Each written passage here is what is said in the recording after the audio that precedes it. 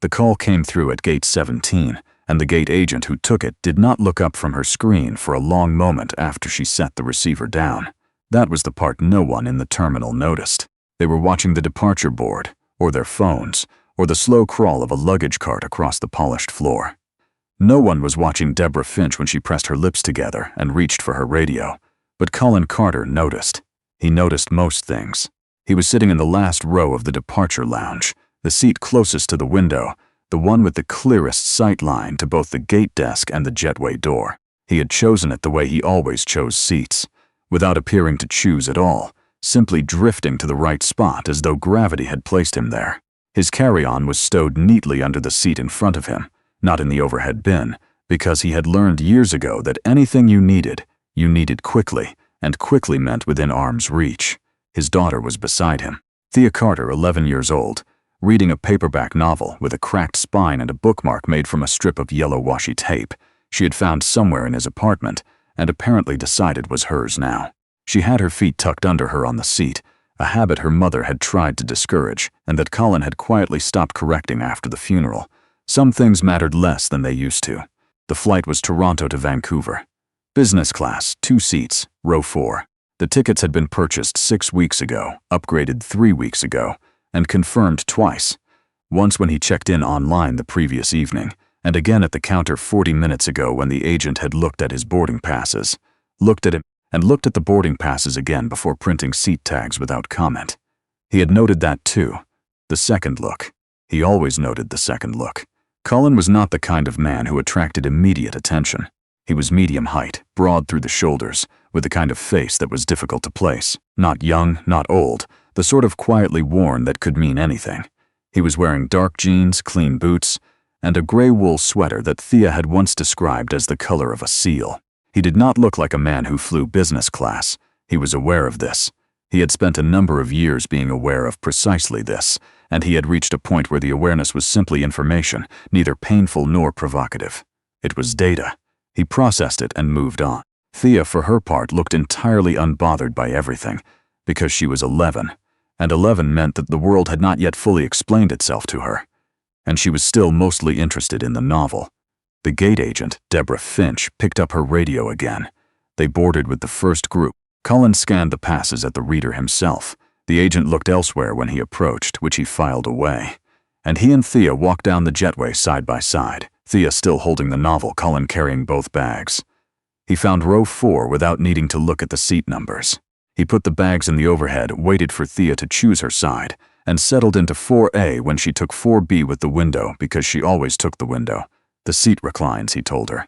I know, she said, already back in the novel. The cabin filled slowly. Business class on this aircraft was 12 seats, 2 rows of 3 on each side, and it had the particular quiet of a space where everyone was pretending they had been doing this their whole lives. A man in a checked blazer arranged a neck pillow with unnecessary precision. A woman across the aisle opened a laptop and immediately closed it again. A flight attendant named according to her name badge, Serena Vaught, moved through the cabin with the controlled ease of someone who had learned to make efficiency look unhurried. Serena had brought them water without being asked, which Colin had appreciated. She had called Thea Hahn, which Thea had not noticed because of the novel. The issue began at 11:47, which Colin knew because he had looked at his watch when he heard the voice. It was a woman's voice carrying, with the particular edge of someone who was accustomed to making themselves heard, and had never had reason to question whether that was appropriate. She came down the aisle with a carry-on in one hand and a boarding pass in the other, and she stopped 2 rows back, and then she kept walking forward, and she stopped again at row 4. Excuse me, she said. Colin looked up. The woman was somewhere in her 50s, tailored coat, the kind of luggage that had a logo on the zipper pulls. Her name, as he would learn later, was Marguerite Holloway, though at this moment she was simply a woman standing in the aisle of a business-class cabin, looking at him with an expression that was almost, but not quite, a question. Are you certain you're in the right row? She said. I am, Colin said. She looked at Thea. Thea was reading. I'm in 4C, Marguerite Holloway said, with the tone of someone explaining something to a person who had not yet grasped it. That's the aisle seat, Colin said. 4A and 4B are here. He did not gesture. He simply said it, the way you state a fact that exists independently of whether anyone finds it convenient. Marguerite Holloway stood there for another moment, Then she moved to 4C and sat down, and she did not speak again, but she pressed the call button almost immediately after settling in. Serena came. They spoke in low voices.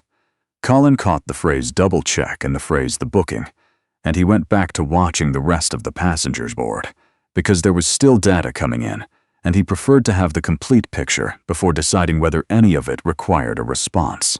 The second part happened 11 minutes later, which was enough time for the main cabin doors to be closed, and the jetway to be retracted, and the aircraft to begin the long, slow process of becoming committed to departure. Serena came back to row 4. She crouched slightly so she was at eye level with Colin, which he recognized as a technique. It was meant to create intimacy, to soften whatever was about to be said. "Sir," she said, "I'm so sorry to bother you. Would you be able to show me your boarding pass?" "Just for confirmation, of course," Colin said. He handed it over without expression. She looked at it. She handed it back. "Thank you," she said, but she did not leave. "And the upgrade confirmation? Do you have that as well?" "I do." He pulled out his phone, found the email, turned the screen toward her. She read it. She straightened up. "I'll be right back," she said. He watched her move toward the front of the cabin, pass through the curtain dividing business from the galley, and disappear. He looked at Thea, who was on what appeared to be a very tense chapter, and had not registered any of this. He looked at Marguerite Holloway, who was looking at her own phone with the studied casualness of a person who was very carefully not looking at him. He understood, then, the shape of what was happening. He had understood it for several minutes, actually, but he had wanted to be certain. When Serena came back, she was accompanied by a man Colin had not seen before. The man was wearing a jacket with an airline logo on the breast pocket and a name tag that read Stuart Ashby, Customer Experience Lead. He had the particular expression of someone who had been briefed on a situation and was hoping the situation would resolve itself before he had to become involved in it. "Mr. Carter," Stuart Ashby said, "I apologize for the inconvenience. There's been some confusion with the upgrade system and we'd like to, if you'd be willing to move to." "My tickets are confirmed," Colin said. "Yes, absolutely, the tickets are confirmed. It's just that there may have been a system error with the specific seats, and we have 2 very comfortable seats available in." "My upgrade was confirmed," Colin said. "Twice. This is the seat on that confirmation," Stuart Ashby continued, because that was apparently what he had decided to do. He spoke about the system and the inconvenience and the seats in the main cabin that were very comfortable, and would Colin be willing, and it would only be temporary, and the airline appreciated his understanding. Colin let him finish. It was important, he had found, to let people finish. Then he said, "I'd like to see the documentation of the system error." Stuart Ashby blinked. "If there's been a system error that affects my confirmed booking," Colin said, "I'd like to see it documented before I move anywhere." The cabin was not entirely quiet, but it had become quieter. The man with the neck pillow had stopped arranging it. "I'm not sure I can provide that right now," Stuart Ashby said. "Then I'm not sure I can move right now," Colin said. He said it the same way he said everything, without temperature, without theatrics, simply as a statement of the logical relationship between 2 facts. Stuart Ashby looked at Serena. Serena looked at the floor. "Dad," Thea said, from behind the novel. "It's all right," Colin said. "I know," Thea said. "I just wanted to make sure you knew I was still here." He was not in the end given documentation of the system error.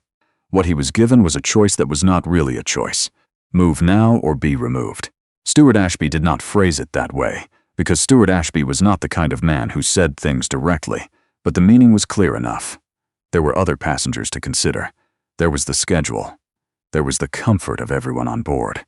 Colin looked at Thea. She had finally set the novel down, spine up on her knee, and she was looking back at him with her mother's eyes, steady and direct, not afraid, just watching to see what he would do. He thought about that for a moment. Then he stood up. He took both bags from the overhead.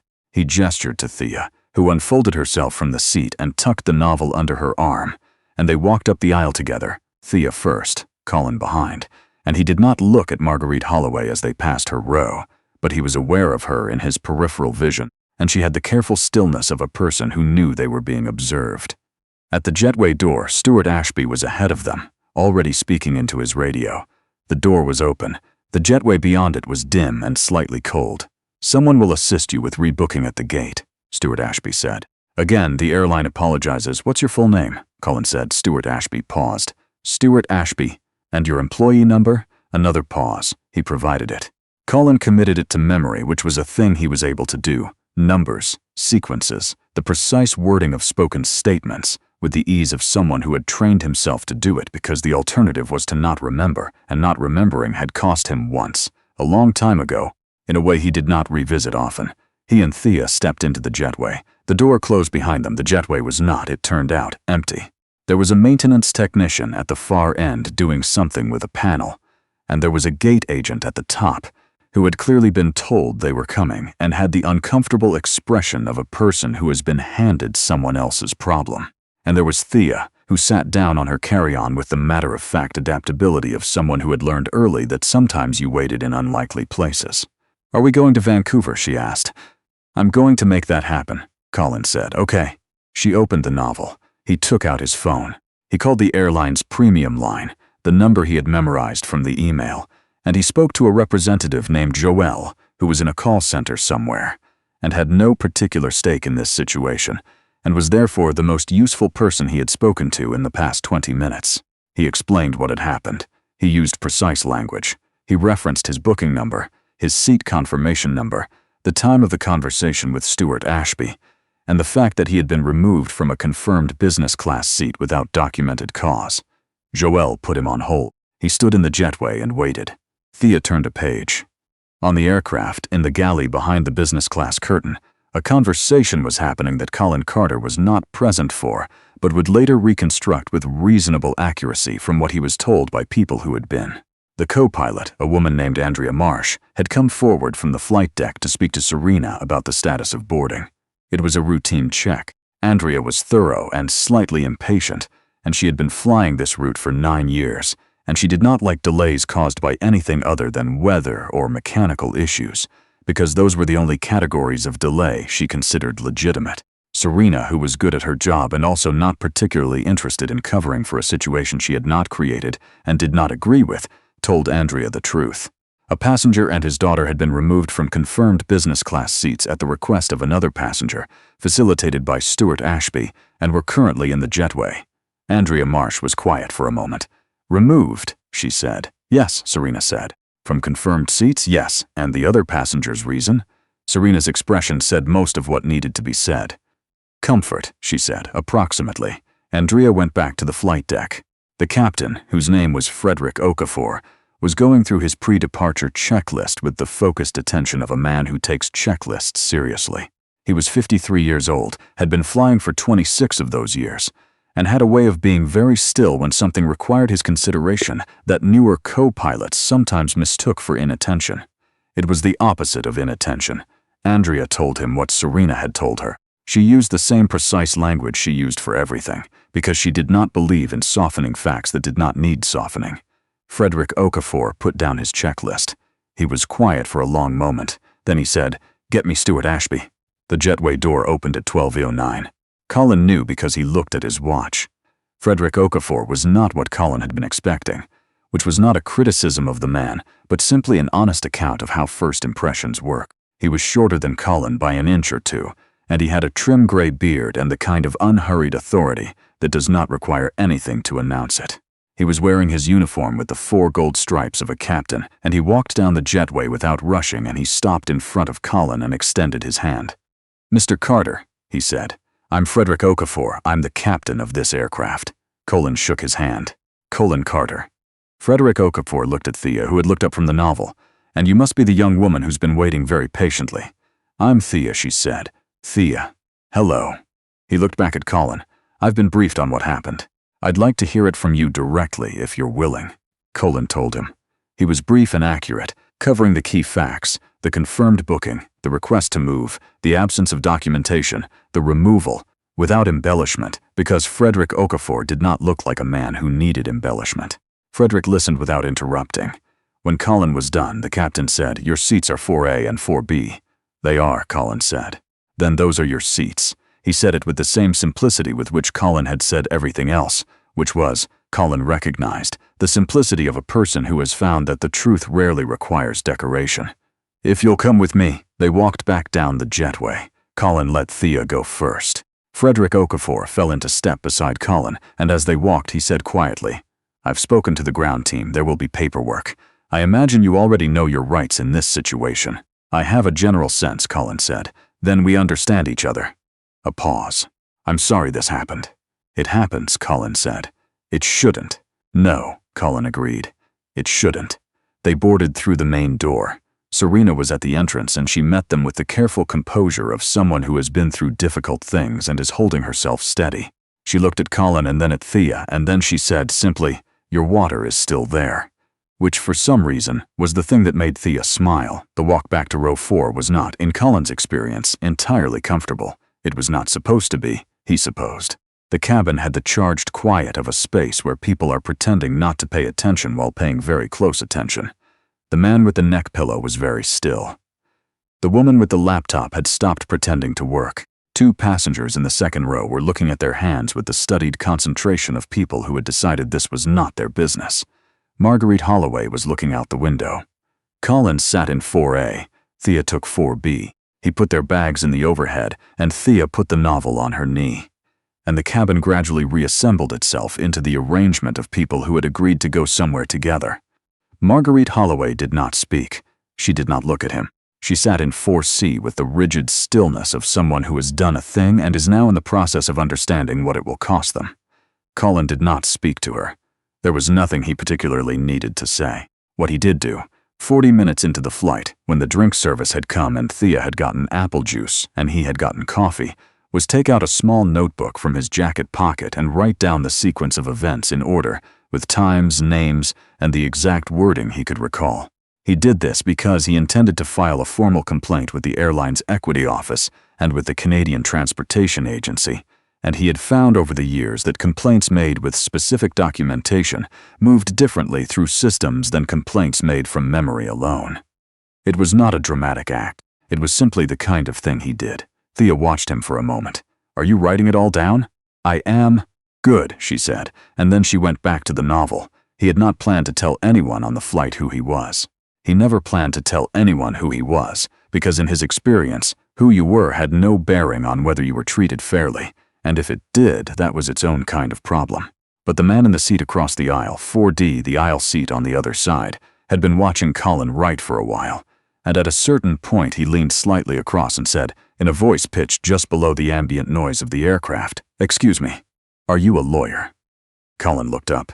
The man was perhaps 60, lean, with the outdoor weathering of someone who spent real time outside in real weather. He had introduced himself, when they first sat down, as Walter Breen. He had the directness of someone from a smaller city, which turned out to be true. "No," Colin said. "Not a lawyer. You handled that the way a lawyer handles it," Walter Breen said. "No offense. Taken." A pause. "I work for Transport Canada Aviation Safety." He said it without ceremony, the way you state your profession when asked. Walter Breen absorbed this. "So you know planes." "I know regulations," Colin said. "The aircraft itself I leave to the people who actually fly them." Walter Breen was quiet for a moment. Then he said, "My wife would have been furious. Mine would have had documentation before I even asked for it," Colin said. He hadn't meant to say that. It came out before he'd quite registered it. He looked at his notebook. "She's not with you," Walter said. It was not a question. "No," Colin said. "She's not." They didn't speak again for a while. The flight moved west over the shield, over the flat geometry of the prairies toward the mountains.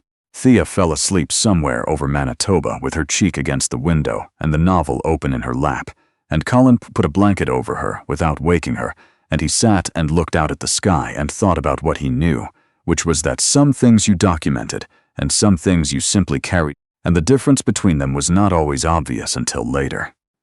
The captain made an announcement somewhere over Alberta.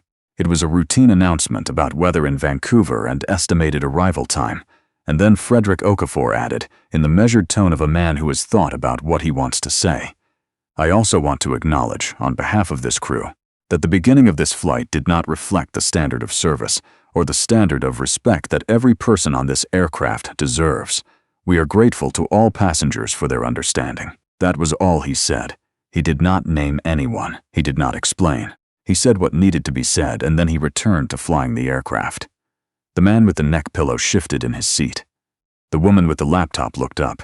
Marguerite Holloway did not move. Serena came by shortly after with a second round of drinks, and she handed Colin a folded piece of paper along with his coffee. On the paper was a reference number and, below it, a name and direct line at the airline's passenger relations office.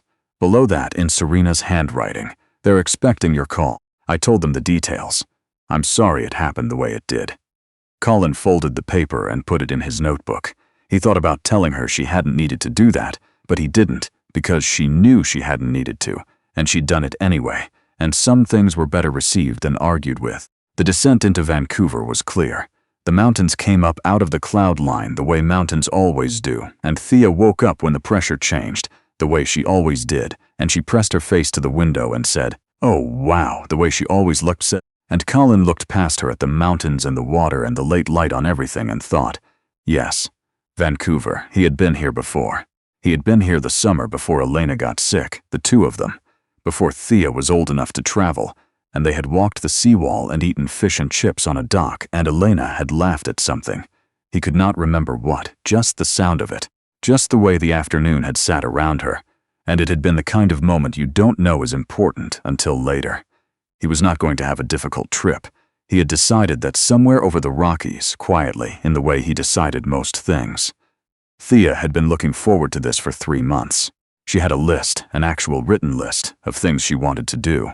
The list was in her notebook, in her carry-on, which he knew because she had shown it to him twice. The wheels touched down.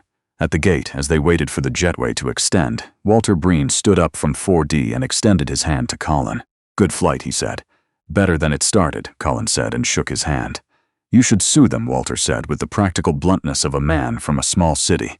"There's a process," Colin said. "There always is." Walter reached up for his bag. "You planning to put him in for it? The captain?" "I'm planning to document accurately," Colin said. "Which means yes." Walter nodded, satisfied, and went to find his bag. Colin handed Thea her carry-on. They were among the last to leave. He preferred to let the rush clear, and as they came up the aisle, Serena was standing near the front. She was moving toward the next task, the reset of the cabin for the turnaround, and she paused when she saw them.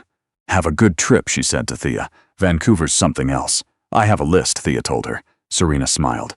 "Good, a list is exactly right." Marguerite Holloway had already deplanned. She was not, as far as Colin could tell, waiting anywhere visible, which was probably for the best. He and Thea walked up the jetway and into the terminal, into the particular noise and light of an airport that was doing what airports do, and Thea took his hand for a second, briefly, the way she sometimes did without seeming to mean to, and then she let go and started walking with the purposeful pace of someone with a list. He followed. The formal complaint was filed the next morning, from the hotel room, while Thea was in the shower. It was thorough. It named Stuart Ashby by name and employee number. It named Marguerite Holloway in the capacity of the passenger, whose complaint had initiated the removal. It included the booking confirmation numbers, the times, the words he had written in his notebook on the plane, and a brief account of the captain's actions, which Colin described as professional, appropriate, and consistent with the standard he would expect from Transport Canada's own guidelines on passenger dignity. He also wrote separately to the airline's customer relations department about Serena Vaught specifically and by name, commending her conduct throughout. He sent that one first. When Thea came out of the bathroom with wet hair and the look of someone ready to begin, she found him closing his laptop. "Done?" she said. "Done," he said. "Then can we go? I have the list. I know you have the list. Do you want to know what's on it?" "You've shown it to me twice," he said, standing up. "Granville Island, the aquarium, Grouse Mountain if the weather holds.